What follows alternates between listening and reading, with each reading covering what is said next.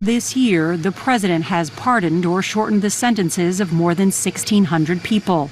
The latest pardon was for a cryptocurrency tycoon who is known as CZ. The company CZ founded, Binance, helped boost the profile of the Trump family's crypto firm, World Liberty Financial. He pled guilty in 2023 to violating anti-money laundering laws. Right. The government at the time said that CZ had caused significant harm to U.S. national security, essentially by allowing terrorist groups like Hamas to move millions of dollars around. Why did you pardon him? Okay, are you ready? I don't know who he is. I know he got a 4-month sentence or something like that, and I heard it was a Biden witch hunt. In 2025, his crypto exchange Binance helped facilitate a $2 billion purchase of World Liberty Financial's stablecoin. And then you pardoned CZ. How do you address the appearance of pay for play? Well, here's the thing. I know nothing about it because I'm too busy doing the other. But he got a pardon. But he got a No, pardon. I can only tell you this. My sons are into it. I'm glad they are because it's probably a great industry, crypto. I think it's good. You know, they're running a business. They're not in government. And there it is. Donald Trump just admitted on camera that he pardoned someone without even knowing who they are. Not that he forgot their name, not that he's a little fuzzy on the details. He quite literally said, I don't know who he is, and I know nothing about it, about someone he personally pardoned. And just to be clear about what we're talking about here, Changpeng Zhao, or CZ, isn't some random low-level nobody. This is the founder of Binance, the world's largest crypto exchange, who pleaded guilty to violating the Bank Secrecy Act and enabling money laundering. He was sentenced to 4 months in prison, and Trump just pardoned him without knowing who he is, or so he claims. Now, as Norah O'Donnell pointed out right here in the interview, Zhao's crypto exchange Binance helped facilitate a $2 billion purchase of World Liberty Financial stablecoin. And who owns World Liberty Financial? Oh, right, that would be the Trump family. So just to recap, a convicted felon's company helps to pump $2 billion into Trump's family business, and then Trump pardons the convicted felon, and when asked about it, Trump's defense is, I don't know who he is. And so either Trump is catastrophically corrupt, that he's openly selling pardons to people who enrich his family, or he's signing pardons without even knowing who he is pardoning. Either way, pretty damn disqualifying. But here's where the hypocrisy becomes truly staggering. Do you remember when Republicans spent months absolutely losing their skulls over Joe Biden's pardons? Remember when they were convinced that he was using an auto pen to sign these pardons, and that the pardons should be illegitimate, and that this was all somehow the greatest corruption scandal in American history? Yes, and I think that the DOJ needs to take this and run. John, we've handed this to Pam Bondi on a silver platter. Yep, we've done all the heavy lifting. We've done the depositions. We've combed through the emails. I mean, this is the hard, tedious work of an investigation. Now it's up to her to bring these people in. If there's anything in the report that's inaccurate, if there's anything in the deposition that we reported that are mischaracterized, now here's your opportunity. But I think it's fair game to study all of this. After all, the auto pen was used. There's no question that, sadly, President Biden was in mental decline at that time. And so did he know what he was doing, particularly as relates to the pardons? Did other folks take advantage of that? Is there a real record to prove that folks were pardoned? You know, whether a pardon can be overturned, I think, is a big uphill climb. But it's certainly fair game to question all of this, to make sure that the president at that time knew what he was doing and that no one was taking advantage of him. The pardon power, it's an extraordinary power, Manu. There are guidelines, both in the White House rules and I think in statute, although you might have to check me on that, about how the pardon power is used and how the auto pen is used. There's no doubt the president can pardon pretty much whomever he chooses. But there's a real question as what does it mean for the president to direct it? If you have a situation, this is unprecedented in our history, where you have real questions as to whether the president actually approved of the pardons that were signed off in his name. That's a major constitutional issue.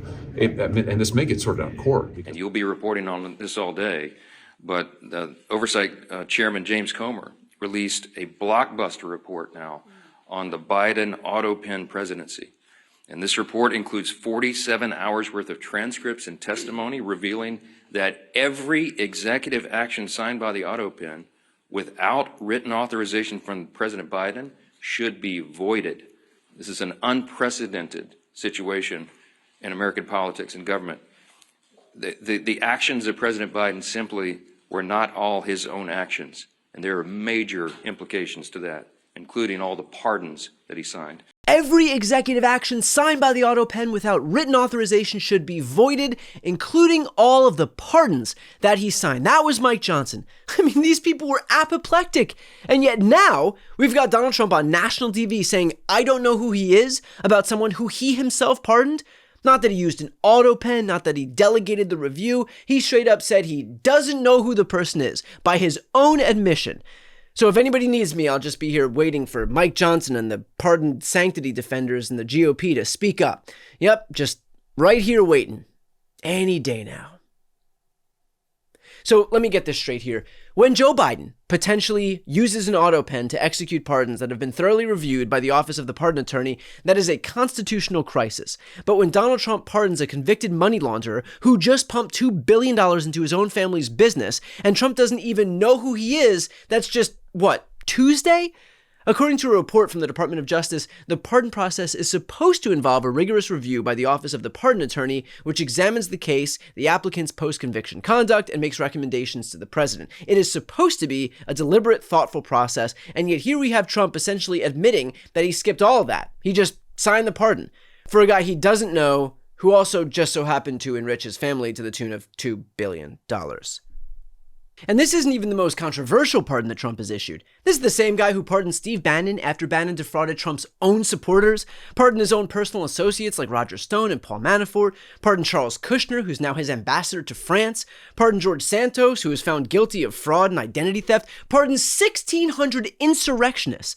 But this Zhao pardon might be the most brazenly corrupt of all, because Trump isn't even pretending that there's a legitimate reason for it. He's literally saying, I don't know who he is, which, if true, is bad enough. But of course, if it's a lie, and it very likely is a lie, then the egregiously corrupt pardon was, in and of itself, even worse.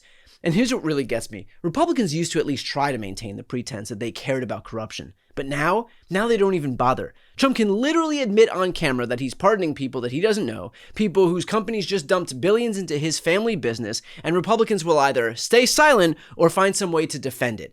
I can already hear the defenses. Well, the president has absolute pardon power under the Constitution. Yeah, he does. But having the power to do something does not make it ethical.